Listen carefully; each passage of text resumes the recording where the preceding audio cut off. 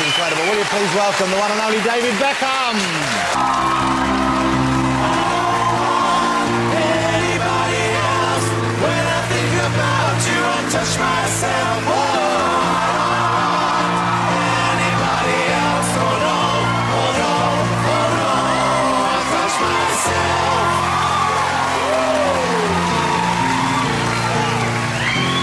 Well, looking good, David.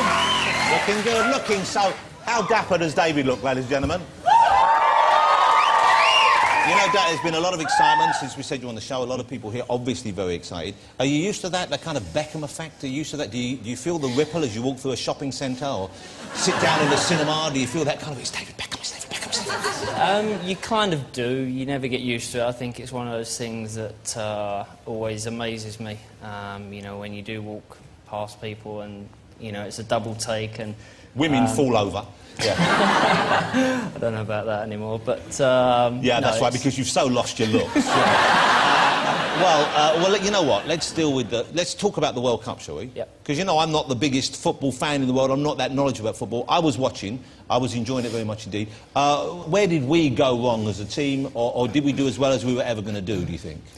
You know, I think first off we have to congratulate South Africa because I think it was a successful World Cup. You know, people didn't think they'd be able to pull it off, but they did a fantastic job. I think there was a lot of doubts before the World Cup, and once it got underway, the fans had, you know, an enormous amount of fun, and you know, it was a great atmosphere to be around. And I think in the end, you know, Spain winning, they deserve to win because they played the best football. It's a great year for Spanish football with Nadal at the top and then winning the World Cup as well. It's great, and you know, I've still got friends that play in that team, and I was happy for them and I'm happy for the country because I know how much it means to them. Obviously, with England, it was disappointing because I think every time we go into a big competition, you know, the expectation levels are so high, and rightly so, because we have got some of the best players in Europe. We want to win, that's fair enough, of course. Isn't it? Yeah. And our nation, you know, there's no better country in the world that comes together like we come together on a big occasion, especially World Cups. Yeah. You know, our fans are the #1 in the world. You feel the support. You must have known even over there how crazy people were going here. Without a doubt. You know, you feel the build-up beforehand, and then, you know, we're out of it then, and then, you know, you just hear it from family or from friends. But we know the support that we get.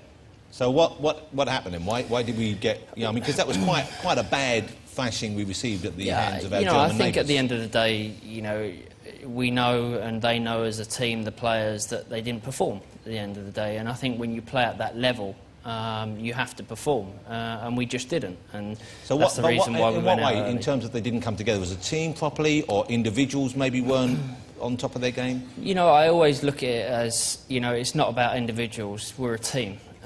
And we enjoyed the good times, which we did enjoy the good times in the qualifiers. We qualified, you know, unbelievably. But then when the bad times come together, you stick together. It's not about the individuals in the team. It's not about the individual players, the great players that we've got performing. Well, we don't look at it like that. We look at it as, you know, it's about a team. Yeah, without doubt, it's not the manager's fault.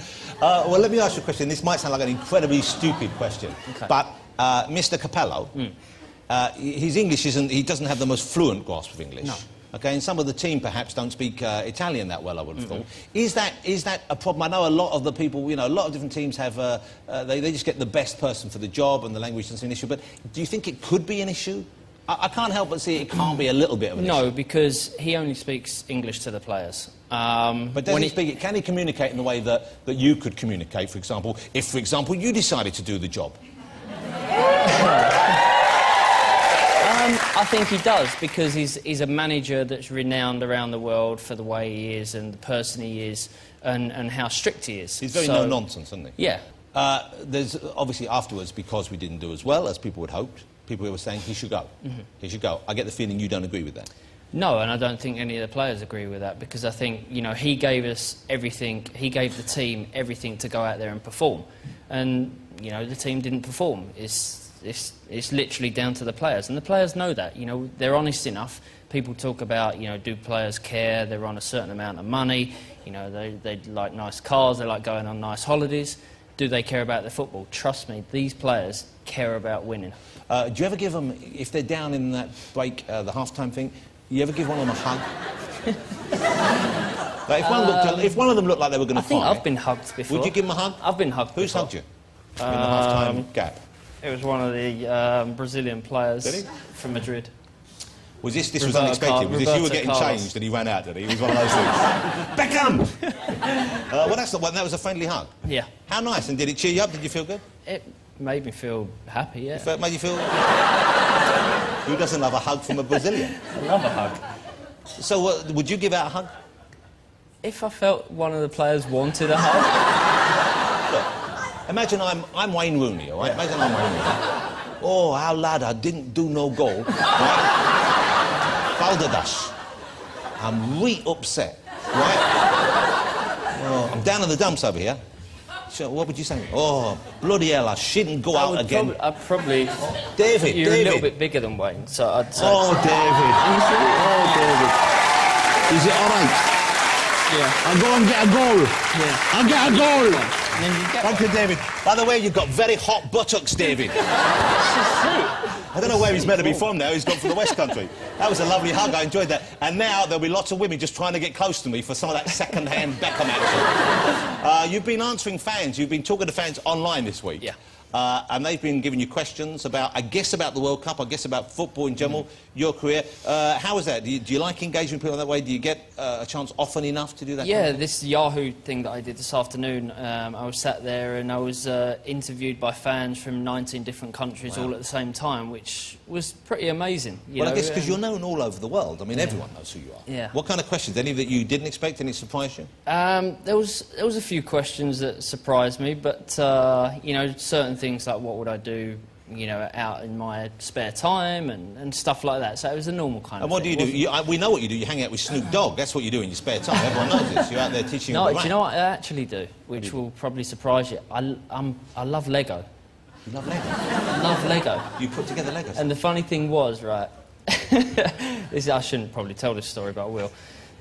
When I was in Milan for the 6 months that I was sat there in my room and I thought, right, what can I do? Because I'm bored. I haven't got my children, I haven't got my wife I with guess me. you can't just go out. You're going to get snapped everywhere you go. No. So I went online and had a look what Lego was online. What was available? So You're sure that's all you were looking at online without the family there with you? Yeah. And there was a Taj Mahal. So I bought a Taj Mahal. And You bought the Lego Taj Mahal? yeah, it's amazing. Not actual size? No, obviously not actual size. So I bought it, and it arrived, and I started building it, and then I got injured, and then I had to go back home, so I never finished it. But my kids are obsessed by Lego. So then, you know, I'm good friends with James Corden. So I texted him, I said, can you believe it? I'm playing Man United in 2 days, and I'm sat here building the Taj Mahal. And he sent one back saying, can you believe it? I'm sat in a hotel and I'm so bored, I just said to myself, should I shower? He said, I'm talking to myself. So we're both having this really boring conversation. I'm playing Man United in 2 days and building Taj Mahal. Did you ever get to finish the Taj Mahal? No. You know, I know exactly what to get you for Christmas now. But that's a lovely... I can see why you'd enjoy that. But you've got a bit of OCD going on, haven't you? Yeah, I have. You're I a little really bit... have, yeah. Because someone I know said they'd been in your house. Don't worry, they were invited. It wasn't a stalker. They said you have to have the drink labels lined up a certain way in the fridge and all that kind of thing. Yeah, if there's like 2 bottles of water and 2 bottles of Coke and 2 bottles of Sprite, if there's an extra can, then I take it out and put it in the cupboard and hide it. So it's got to be 2 and 2 and 2? Yeah. So you don't like the odds? No. And if the two there, do you have the labels facing? I have the labels facing perfectly, and it really, like, Victoria will go in and just tweak it a little bit, and then I'll go in and annoy me. But there's other things. Well, no, why would she do that? Why would she want to annoy you? Because well, it's the same, you know, I'm really tidy, and, you know, that's why we're kind of perfect, because So she'll mess up the house and I'll tidy it up. What's the worst thing she leaves home? Is it old knickers? There's some tights over there? No, the old knickers I don't mind. That's fine. No, Depends how big the pile gets, though, doesn't it? If there's a year's supply, you get cross. You've seen the size of it. The knickers are only small. I can imagine. Imagine it looks like a bit of tooth floss down on the floor, doesn't it?